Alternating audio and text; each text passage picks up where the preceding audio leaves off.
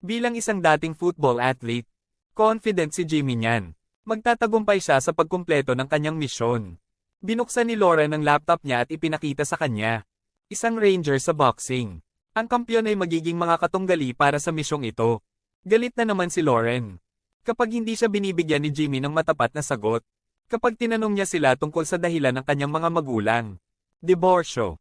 Ang kanyang ama ay malakas uminom at madalas tumanggap ng suhol. Habang nagsisilbing hepe ng pulisya. At ang kanyang ina ay nagpapalit ng kapareha araw-araw. Iniwan nila si Jimmy. Dahilan para masangkot si Jimmy sa narcotics. Simula bata pa lang siya laging nalulungkot si Jimmy.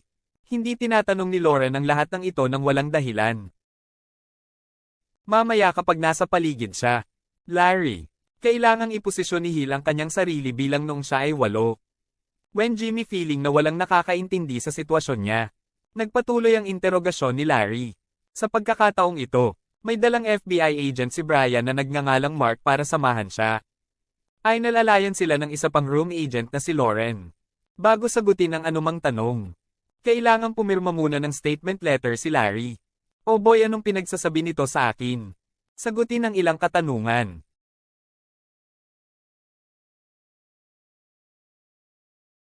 Ang kawili-wili ay, tumanggi si Larry na pumirma ng pangalawang sulat. Naglalaman ng pag-aproba na gumawa ng polygraph test. O gumamit ng lie detector. Tumanggi si Larry sa takot na hindi niya ito maipasa. Nang bumalik si Brian sa loob ng kwarto. Hindi komportable si Larry at gusto lang nandoon si Mark. Inamin ni Larry na nag-iisa siya. Wala kasi siyang girlfriend. At mababa rin ang self-esteem niya. Kailangan niyang pigilan ang kanyang pagnanasa. Marahil iyon ang dahilan ng kanyang mga bangungot. Larawan ni Mark, Kate and Jessica. And this time parang dumating na siya. Una daw niya itong nakilala nung nagbibisikleta siya. At pagkatapos nito, pumasok siya sa kotse niya.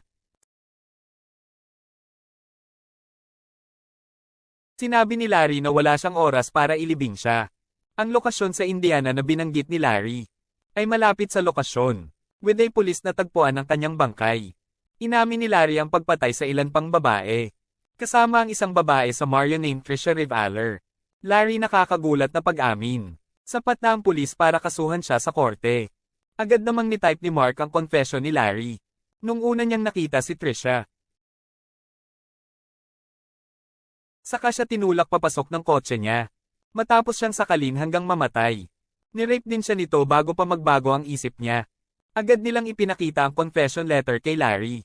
Para mapirmahan niya ito. Ngunit pagkatapos basahin ng isang Larry ay tinanggihan ang paggawa nito. Maswerte ang mga pulis na pumayag si Larry na pirmahan ito.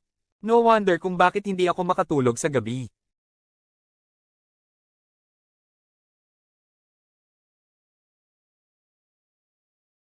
Mabilis kumilos ang FBI. At agad na hinalughog ang bahay ni Larry. Para sa ebidensya, may nakita silang dalawang van. Isang van na puno ng gamit. Habang yung isa, ngunit walang laman at malinis na mabuti. Kalaunan ay nabunyag na si Larry ay isang janitor. And his boss told them na napakahusay niya sa kanyang trabaho. Tanong ni Jimmy tungkol sa kambal na kapatid ni Larry na nagngangalang Gary. Lauren. Ipinaliwanag ang tungkol sa transfusion syndrome ng kambal. Sa sinapupunan, isa sa mga sanggol, ay sumisipsip ng mas maraming sustansya kaysa sa iba. Ang resulta, lumaki si Gary na matalino na may kakayahan sa atleta. Habang si Larry ay may kapansanan sa intelektual. Ito si Gary, na desperadong sinusubukang ipagtanggol ang kanyang kapatid. Inamin ng kapatid mo ang dalawang pagpatay. Okay, hindi kami pumatay ng tao. Hindi natin kilala ang mga taong pumapatay ng tao. Sa conclusion, gusto ni Lauren na umarte si Jimmy sa susunod na pagkikita nila. Nagulat si Jimmy. Kailan? Agad siyang dinala ni Lauren para sumakay ng private jet. Upang maisakatuparan ang misyon. Dahil siya ang napili. Mababait ang mga ahente na nag-aalaga sa kanya. Tinatanggal ang mga posas at binibigyan siya ng mga casual na damit. Sa kanyang bagong kulungan mamaya, ang warden lang. At alam ng punong psychiatrist ang tungkol sa planong ito. Sasabihin ni Jimmy sa lahat kung nagbebenta siya ng armas. Since sikat ang kulungan na tinitirhan ni unang klase, mga kriminal. Sinabi ni Lauren na dadalaw siya sa bilangguan. At magpapanggap siyang girlfriend ni Jimmy. Matapang na nanliligaw si Jimmy sa FBI agent na ito. Hinihiling sa kanya na magsanay sa pagiging kasintahan niya ngayon. Sa eroplano, Opisyal na inilipat ni Brian si Larry mula sa pulisya ng estado. Sa police station kung saan siya nagsilbi.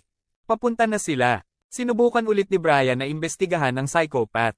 Kakaiba. Parang matalinong tao si Larry. Pinilit na magtapat na hindi niya ginawa. Pagbaba ng eroplano, ipinagpatuloy ni Jimmy ang kanyang paglalakbay gamit ang sasakyan ng mga bilanggo. Bilang Jimmy. Lumapit sa pintuan ng bilangguan. Nakaramdam siya ng takot at pagdududa sa kanyang misyon. Gusto niyang umatras, sabi ng bodyguard niya kay Jimmy. Kung ito ay isang mahalagang misyon, kailangan nilang pigilan ng mas maraming biktima. Sa wakas ay nagpasya si Jimmy na ipagpatuloy ang misyong ito. Sa panahon ng pagdinig ng apela, ang hukom ay nagbabalangkas ng ilang mga punto, lalo na ang mental disorders ni Larry. Marunong din daw mag-fast si Larry. Dahil sa pressure ng mga detective, pinagbigyan ng hukom ang apela ni Larry. Ipinagmamalaki ng mga kapwa-opisyal bilang pananakot. Ang apela ni Mr. Hall ay narito sa pamamagitan ng ipinagkaloob. Ibig sabihin, isang buwan lang si Jimmy upang makakuha ng impormasyon tungkol sa mga lugar kung saan inilibing ang kanyang mga biktima. Bilang ebidensya, kung hindi ay libre na naman si Larry. Sa Springfield prison na ito, si Larry ay nagtatrabaho bilang janitor. Pagpasok sa kanyang bagong kulungan, sumailalim muna sa serye ng eksaminasyon si Jimmy Mas. Pagkatapos ay pumasok siya sa selda. Sinabihan siya ng opisyal na subukan ng kanyang makakaya para sa kanyang unang linggo dito. Dahil ito ang pinakamahirap gawin. Bukod sa pagiging maingat sa kalinisan, magaling din si Larry sa pag-aayos ng mga makina. Sinusubukan ni Jimmy ay pinakamahusay na magkasya sa isang bilangguan. Pinaninirahan ng mga first class na kriminal. Sa unang araw niya sa kulungan ay hindi makatulog si Jimmy. Nakita niya si Larry at Rizel at pareho akong nagkatitigan. Sa simula ng 3 yugto, wala pa ring mahanap na paraan si Jimmy para lapitan si Larry. Pagkatapos ay pumunta si Jimmy upang makipagkita sa psychiatrist ng bilangguan. Ang pangalan niya ay Dr. Zick Kerman. Alam niya ang mission na ginagawa ni Jimmy. Isang linggo sapat na ang kulungan para mabalisa at malungkot si Jimmy. Matatapos ba niya ang kanyang misyon? Kahit nasa kulungan siya, patuloy ang pagsasagawa ng drug trafficking. Hindi lang iyon, mga salungatan sa pagitan ng mga bilanggo at grupo ng gangster. Parang common na bagay. People die because of that pero walang mata. Sa totoo lang, karamihan sa mga bilanggo ay may mga sakit sa pag-iisip. Alin ang dahilan kung bakit? Natagpuan ni Jimmy ang mga mantsa ng dugo ng pinakamagandang nakatira, na nagpakamatay, sa kwarto niya. Pagkatapos ay ibinigay ng doktor kay Jimmy ang kanyang numero ng telepono sa bahay. Maaari niya itong tawagan kung kailangan niya ng tulong. Nung kumukuha ng gamot si Jimmy, nagkataon na sumulpot si Larry sa likod niya. Muli siyang iniiwasan ng psychopath na ito. Alam na ni Brian yun. Ang taong itinalaga ni Lauren na lumapit sa kanilang suspect, ay masigasig si Jimmy, habang nagsasalita ng drug dealer.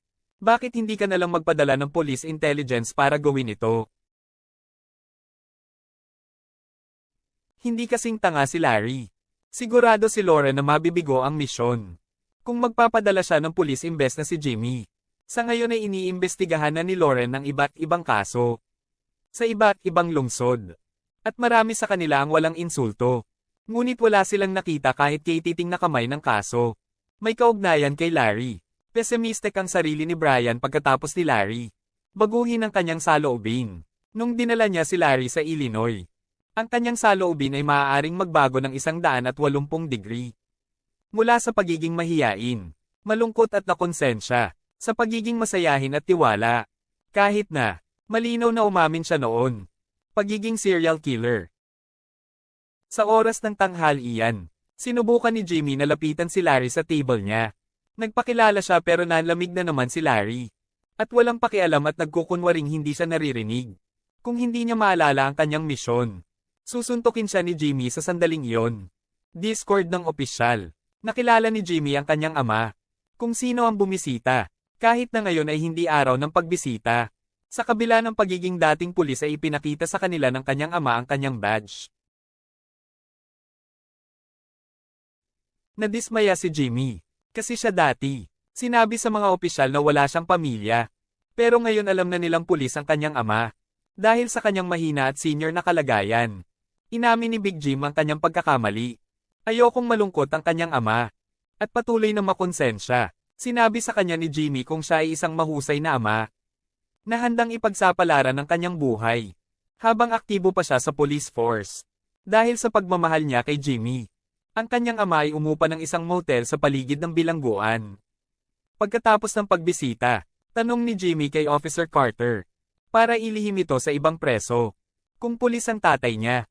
Sina Lauren at Ryan ay nagre-review ng mga kaso. Hinala nila ay kamag-anak ni Larry.